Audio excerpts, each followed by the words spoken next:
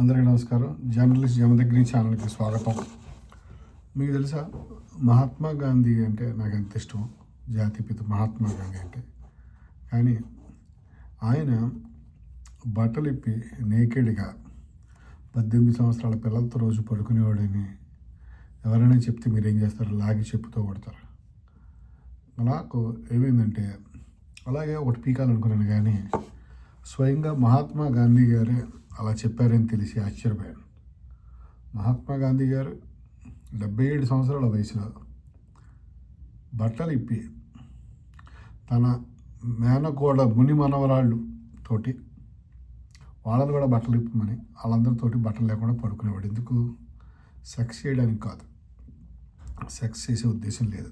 కానీ మహాత్మా గాంధీ గారికి ఏమైందంటే, నేను బట్టలు ఇప్పి పడుకున్నా కూడా కంట్రోల్ చేసుకోగలనా, నా బ్రహ్మచర్యం గట్టిదేనా అని ఆయనకి పరీక్షించుకోవాలనిపించింది. దానికోసం ఆ పరీక్షలోకి వేరే వాళ్ళని కూడా లాగి అందులో పార్టిసిపేట్ చేసేలాగా చేశారు. దానికి ఏదో గొప్ప టెక్నికల్ నేమ్ ఉంది, అది మీరు తెలుసుకోవచ్చు. అయితే ఆయనకి ఎందుకు పరీక్షించుకోవాలనిపించింది అంటే, ఆయనకి 35 సంవత్సరాల వయసు వచ్చినప్పుడు, ఇప్పుడు ప్రపంచం అంతా సుభిక్షంగా ఉంది, నా పిల్లల్ని కనీసానికి ఇంకా నాకు సెక్స్ ఎందుకు, నేను బ్రహ్మచర్య దీక్ష తీసుకుంటానని చెప్పి బ్రహ్మచర్య దీక్ష తీసుకున్నాడు.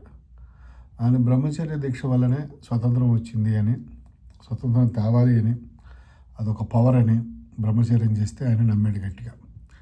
సో అలా నమ్మిన ఆయన కొన్నాళ్ళ పాటు అహింస అని, బ్రహ్మచర్యం అని, సత్యమేవ జయతే అని ఇట్లా ఎన్నో సిద్ధాంతాల మీద ఆయన ఆ సిద్ధాంతాలు క్రియేట్ చేసే ఏమంటారు ఎనర్జీతోటి మనకి స్వతంత్రం తేవాలని ఆయన చాలా నమ్మాడు. ప్రతివాడికి ఉంటుంది. నేను కూడా శనివారం నాడు వెంకటేశ్వర స్వామి గుడికి వెళ్తే నాకు మంచి జరుగుద్ది, నా కుటుంబానికి మంచి జరుగుద్ది అనుకుంటాను. అలాగనే ఆయన కూడా బ్రహ్మచర్యం చేస్తే నాకు ఎనర్జీ వస్తుంది, మంచి జరుగుద్ది అనుకున్నాడు. బాగానే ఉంది.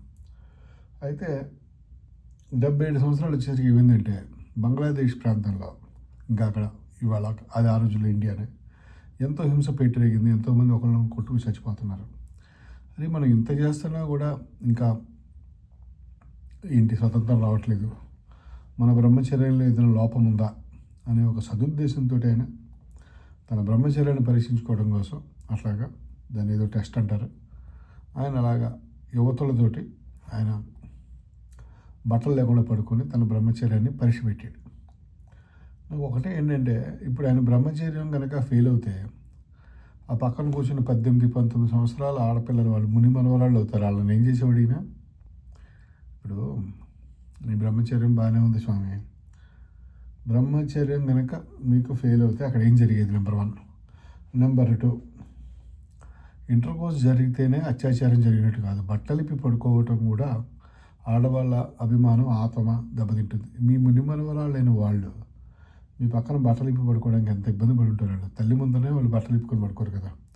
మీ బ్రహ్మచర్యం మీకు బాగానే ఉందండి. ఇప్పుడు వాళ్ళని బట్టలు లేకుండా చూడవలసింది వాళ్ళ భర్త, మీరు కాదు. ఎందుకంటే అలాంటి పనులు చేశారు మహాత్మా గాంధీ గారు.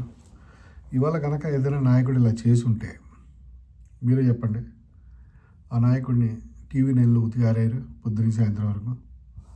సో మహాత్మా గాంధీ గారు ఆ రోజుల్లో ఎస్కేప్ అయిపోయాడు. ఇంకోటి కూడా నేను అనుకున్నాను, మహాత్మా గాంధీ గారు ఈ బ్రహ్మచర్య టెస్టులు చేసిన తర్వాత కొన్నాళ్ళకి, 1 సంవత్సరం తర్వాత నాథూరామ్ గాడ్సే చేతిలో కాల్చివేయబడ్డారు మహానుభావుడు. అయితే అది నాకు చాలా బాధ వేసేది ఆ రోజులు. ఏంటబ్బా మహాత్మా గాంధీని కాల్చి చంపేయడం ఏంటని. కానీ ఇప్పుడు అనిపిస్తుంది, అంటే నేను అది సమర్థించట్లేదు, కానీ నాకు ఇప్పుడు అనిపిస్తుంది, భగవంతుడు అనేవాడు ఒకడు ఉన్నాడు. ప్రస్తుతం మనం పొద్దున్నే ఏదో నడుచుకుంటే వెళ్తుంటే మనకి కాలికో దెబ్బ తగిలిందంటే, అరే ఏదో పాపం చేసామంటారా, మనకి దేవుడు కొట్టాడు దెబ్బ అనిపిస్తుంది కదా. అట్లాగా ఈయన ముని మనవరాళ్ళతో పడుకోవటం, ఆ తర్వాత 1 సంవత్సరానికి కాల్చివేయబడటం, ఈ రెండు కూడా నాకు ఎందుకో ఆ ఇంటర్ కనెక్షన్ కనపడుతుంది నాకు, భగవంతుడు వేసిన శిక్షగా. ఎనీకేస్ నా మనసు చాలా విరిగిపోయిందండి. నాకు తెలిసిన నాయకులు అందరికంటే పెద్ద ద్రోహం ఇదే. మనవరాళ్ళతో పడుకోవడం ఏంటండి బాబు.